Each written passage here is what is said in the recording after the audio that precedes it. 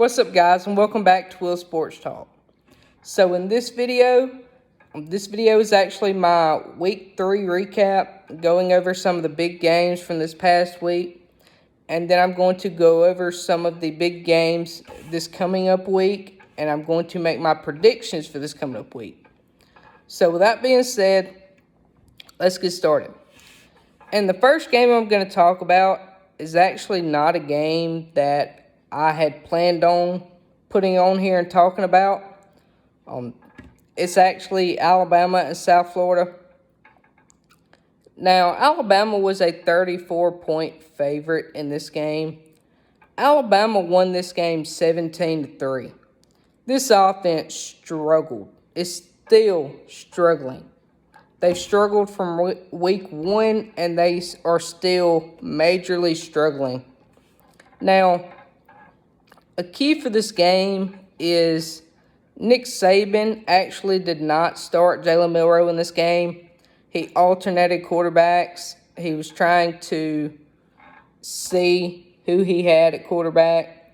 He actually started Notre Dame transfer Tyler Buchner in this game. Didn't play very well. He went 5 for 14, 34 yards. Didn't have a touchdown, but didn't have a pick either. I believe it's the second half. Ty Simpson comes in. He went 5 for 9, 73 yards. Didn't throw a touchdown, but he didn't throw a pick. Alabama, they actually only had 107 passing yards the whole game. Running back, Roydell Williams, he had 17 carries, 129 yards, and a touchdown, which is a career best for Roydell Williams. Alabama actually had 203 rushing yards for the game.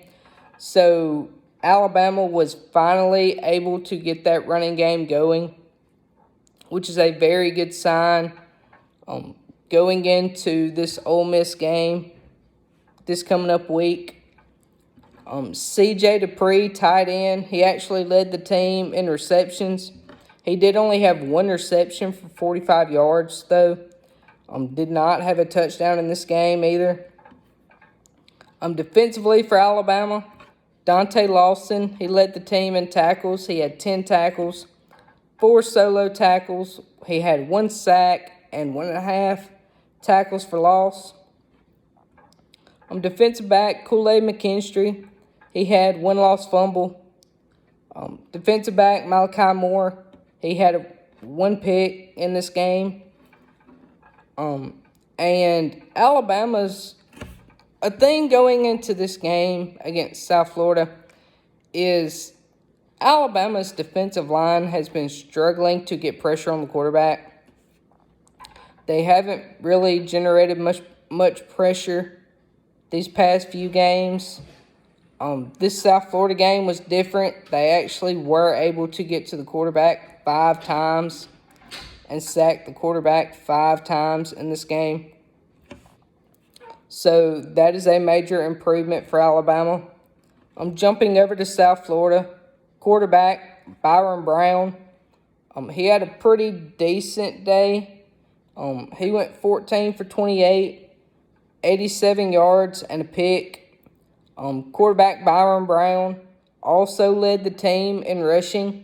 He had 23 carries for 92 yards.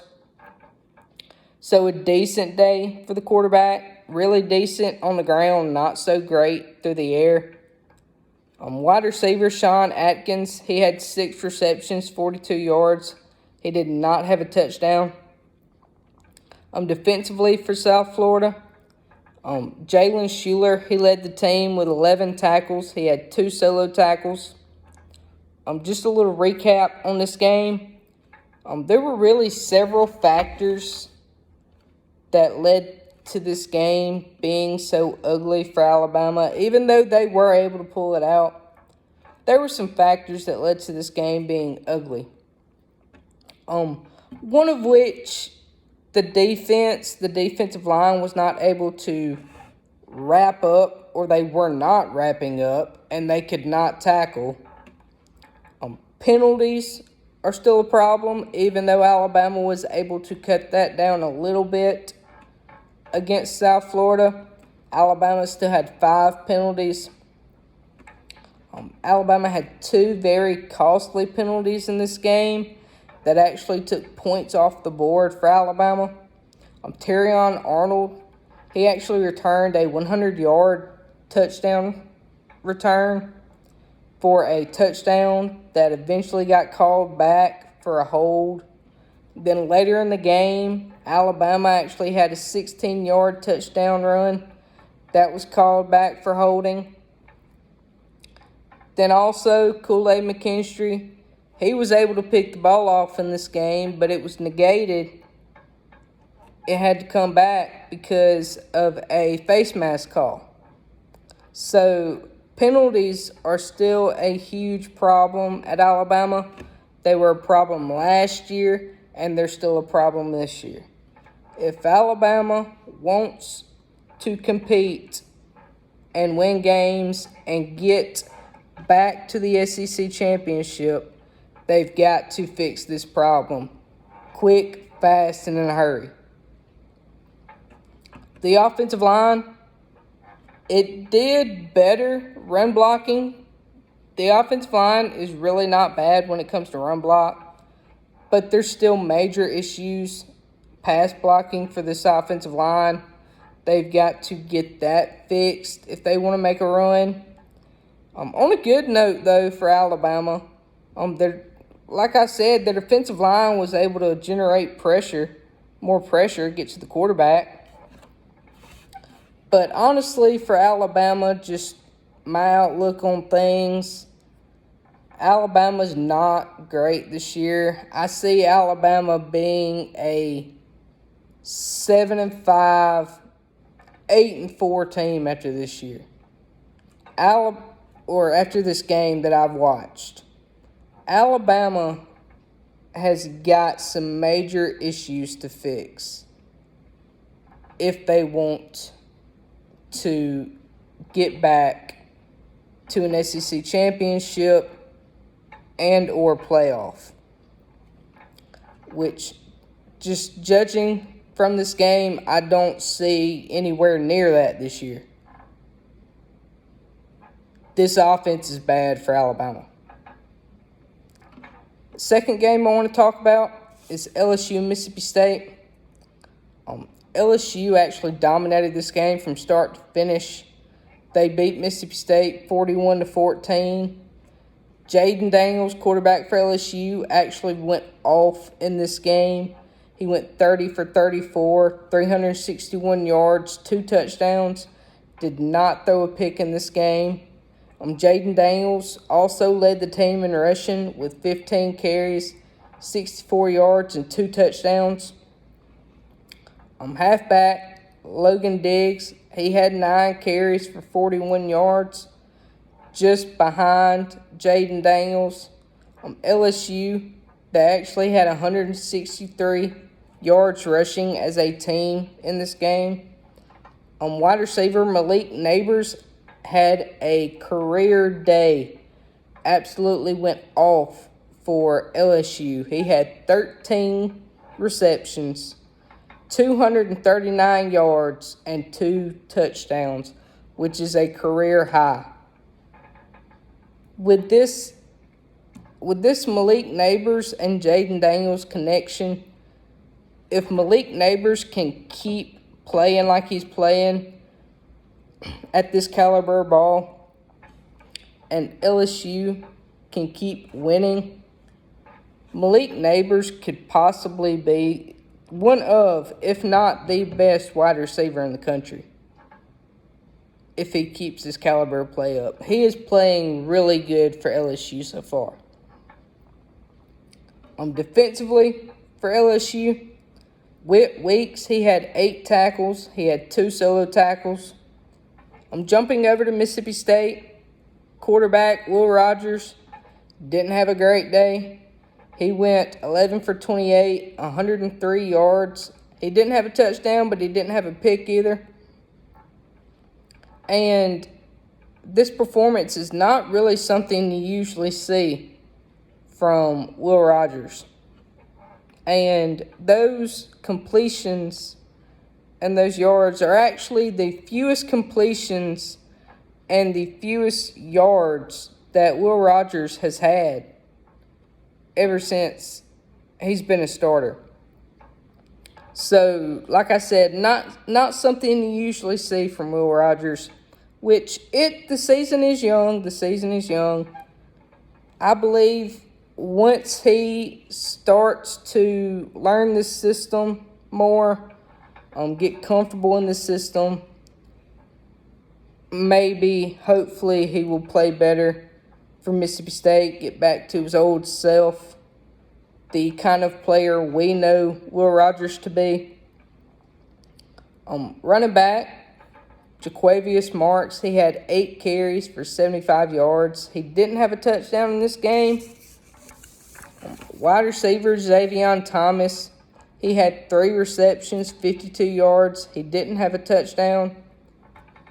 Mississippi State only had 201 yards of total offense in this game. And that is not something for the past few years that you usually see in a Mississippi State offense. Mississippi State is used to scoring points. So this is something that Mississippi State is going to have to get used to, adapt to, and hopefully get better as the season goes on. Defensively for Mississippi State, Jet Johnson, he led the team with 14 tackles. He had 3 solo tackles and 0.5 tackles for loss. Just a little recap of this game. Mississippi State really did not look good in this game at all.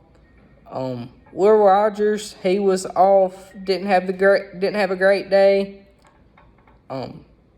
The offense itself, stalling way too much. Still has to get used to this system.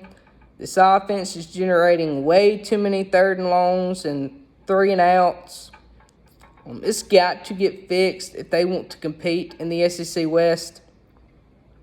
LSU, on the other hand, they probably had their best performance of the season, especially defensively. And Jaden Daniels, I mentioned earlier that Jaden Daniels, Malik Neighbors connection is electric. Could probably be one of the best receivers in the country if he keeps this up. It's a very much needed win for LSU. As far as confidence goes, and in the SEC West race, so very well deserved win for LSU there. My third game I want to talk about is Georgia, South Carolina. South Carolina actually lost this game 24-14. Carson Beck, quarterback for Georgia, he actually went 27 for 35. He had 269 yards passing. Didn't throw a touchdown, but he didn't throw a pick either. Running back, Dejon Edwards, he had 20 carries, 118 yards, and a touchdown. Georgia actually had 190 rushing yards for the whole game.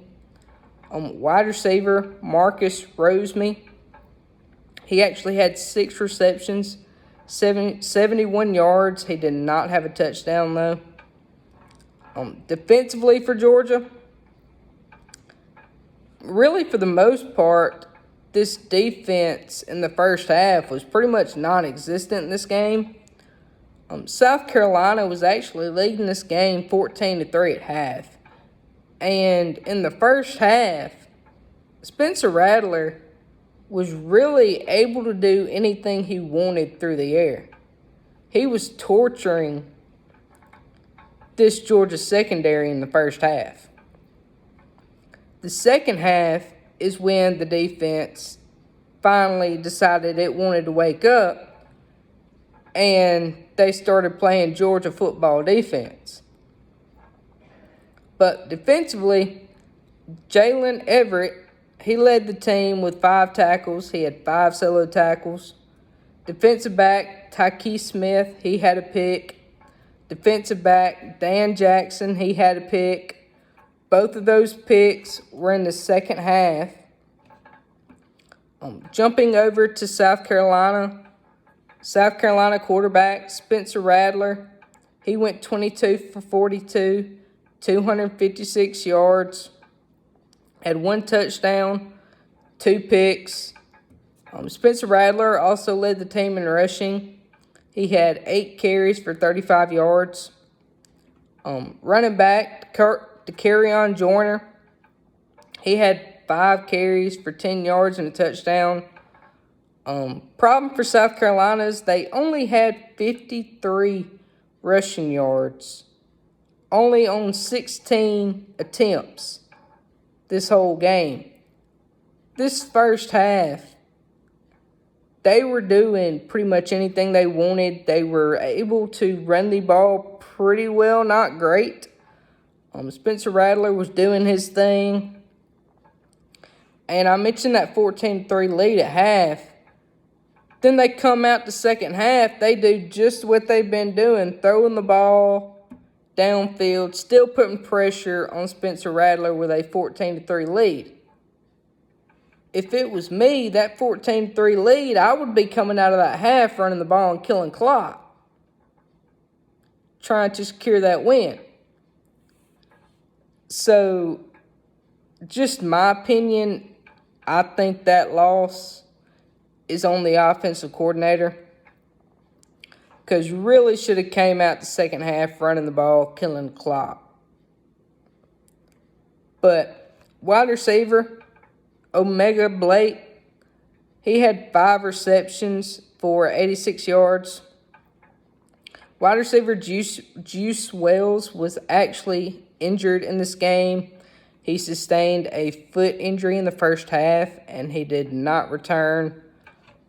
Hopefully he's okay. Hopefully he is able to return soon, because if he is missing a significant amount of time, that would be a huge hit on South Carolina, because Juice Wells is easily probably the best receiver on the team, and he's one of the best players on the offense. So that would be a huge hit for South Carolina. Defensively for South Carolina, Debo Williams, he led the team with 11 tackles. He had 7 solo tackles and 1.5 tackles for loss. Just a little recap of this game. The offense is a bit of a problem for Georgia. It's been a problem all year. Slow starts, struggling to get going. They've got to figure out how to get that problem fixed, because, they struggled in the first half against South Carolina. They've got to figure out how to get that offense rolling and rolling quick. They cannot have slow starts, especially against a Tennessee team. Eventually it's going to bite you in the butt. They've got to figure out how to get this offense rolling. And really in the first half really in the whole game of this South Carolina game, Georgia was able to move the ball, especially in the first half. They get to the red zone, they stall. They aren't able to punch it in. They have got to generate an offense if they want to compete in the East. Another thing that kind of affected this game, special teams. Special teams were a huge factor in this game for Georgia. Georgia missed 2 field goals in this game, and their kicker is actually 3 for 6 on the season, and 2 of those misses were inside the 20. So Georgia has got to get their special teams fixed and under control, because honestly, special teams is a very key part in this game, especially when the game's close. As far as South Carolina goes, it's really plain and simple. Run the football, generate balance, and I think South Carolina will be fine if they are able to run the ball and generate some balance. My fourth game I want to talk about is Florida and Tennessee. Florida actually pulled this game out 29-16. Florida quarterback Graham Mertz, he actually went 19 for 24, had 166 yards passing, had 1 touchdown. And I mentioned in my last video that if Florida wanted to be successful, win football games, and compete in the SEC East, that the one thing they had to be able to do is run the football. And that's exactly what they did in this game. Running back Trevor Etienne, he had 23 carries for 172 yards and 1 touchdown. Florida had 183 rushing yards this whole game. So this running game for Florida really picked up in this game. Wide receiver Eugene Wilson III, he had 6 receptions for 44 yards. He didn't have a touchdown in this game. Defensively for Florida, Jordan Castell, he led the team with 10 tackles, 4 solo tackles. Cornerback Devin Moore, he had a pick. Going over to Tennessee, their side, Tennessee quarterback Joe Milton, he went 20 for 34. He had 287 yards, 2 touchdowns, 1 pick. Running back Jalen Wright, he had 16 carries, 63 yards. Didn't have a touchdown in this game. Brew McCoy, wide receiver, one of their best wide receivers for Tennessee. He had 5 receptions, 94 yards, and a touchdown. Defensively for Tennessee, Aaron Beasley, he led the team with 8 tackles, 4 solo tackles, and 1 tackle for loss. A little recap on this game. Really, Florida dominated this game really throughout the whole game, especially on the offensive side of the ball. Like I mentioned, I said they needed a run game, and they found it. They were able to run the ball. They were able to run the ball very efficiently in this game. And if you're able to run the ball, you're able to kill the clock. And that's exactly what Florida did in this game. And they were very, very successful at it. And that was really their objective going into this game, was run the ball and kill the clock, so they could keep this high-powered Tennessee offense off the field.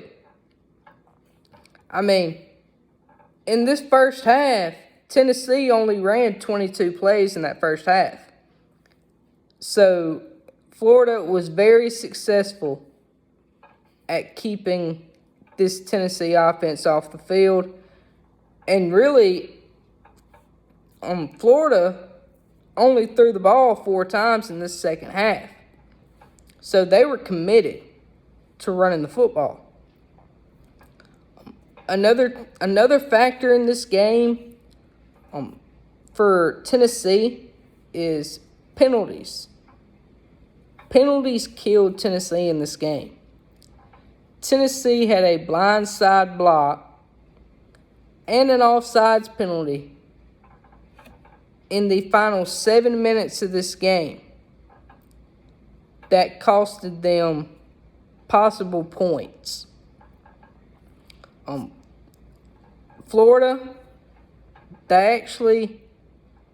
Tennessee, actually had to use all 3 of their timeouts early in the third quarter to keep avoiding penalties. So, bad game management, shooting themselves in the foot. But overall, it's a very sloppy performance for Tennessee, especially on the offensive side of the ball. That's not normally something you see from a Josh Heupel-led offense. But I do expect Tennessee to get it back together. Get back to that offense we are used to seeing. And honestly, if Tennessee can get things back rolling like they used to be, like they were last year, I believe Tennessee can beat a Georgia this year. Georgia's beatable this year. I believe if they can fix their offense, they can make the SEC championship game. So, like I said, Tennessee needs to fix the offense, but I expect it to get better. Other college football scores for this weekend. You had Florida State defeating Boston College 31-29, kind of showing that they are human after those few blowout wins that they've had. Texas defeating Wyoming 31-10. This score looks lopsided, but Texas scored 21 points in the fourth quarter. So it was a real close game throughout. Penn State beating Illinois 30-13.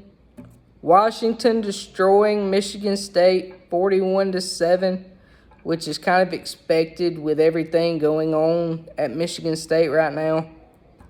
Missouri, Harrison Marvis for Missouri, kicking a career-long 61-yard field goal to seal the win for Missouri against Kansas State, 30-27.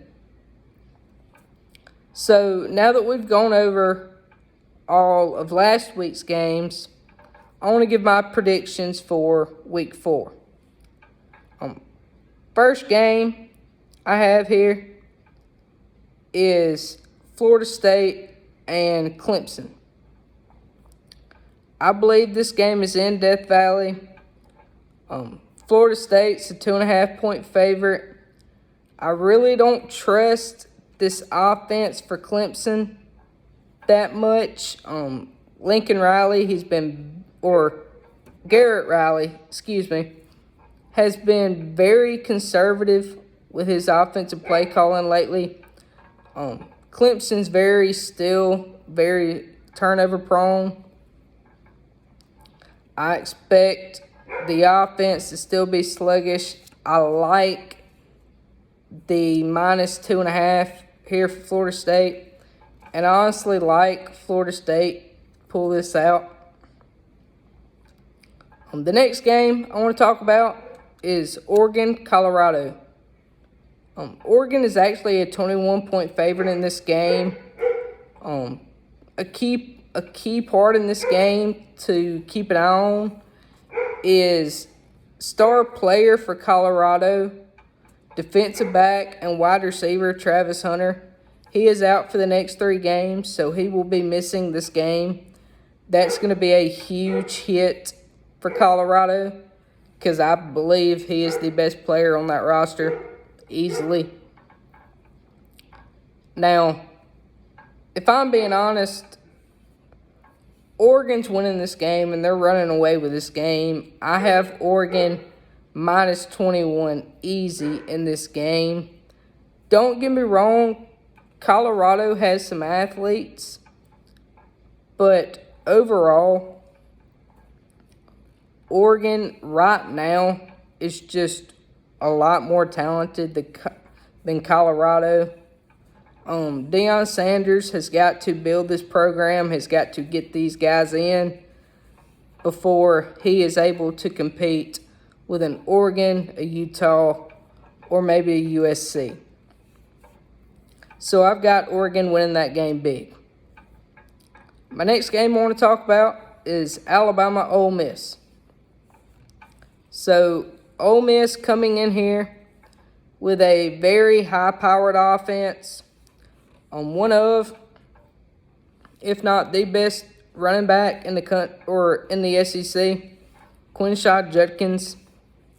Alabama's offense struggling here lately. Offensive line, pass blocking, struggling. Wide receivers beating DBs downfield. Can't tackle in space. I like the +7 here for Ole Miss. And I honestly like Ole Miss in this game. I think I'm going to take Ole Miss in this game as it stands right now. My next game I have is LSU and Arkansas. Arkansas is a 17.5 point favorite, or underdog in this game, excuse me. I mentioned earlier, if LSU can continue this high-powered offense they have, this Jaden Daniels, Malik Neighbors connection is electric. I don't expect it to go anywhere. I do expect this game to be close because anytime these two teams get together, this game is always pretty close. I do expect Arkansas to cover. I like the +17.5 for Arkansas. But in the end, I like LSU to pull this out. And my final game I want to talk about is Notre Dame and Ohio State. Now, Notre Dame is actually a 3-point underdog in this game. You have Ohio State. They got a new quarterback, Kyle McCord. But they do have the best wide receiver probably in the nation, and Marvin Harrison Jr. They really have the best wide receiving core overall in the nation. Defense kind of struggling a little bit. Notre Dame, that side of the ball, they looked really good these past few weeks. They have transfer quarterback Sam Hartman. He's looked really, really good these past few weeks. He could very well, I know it's early in the season, but he could very well be making his way to New York if he keeps it up.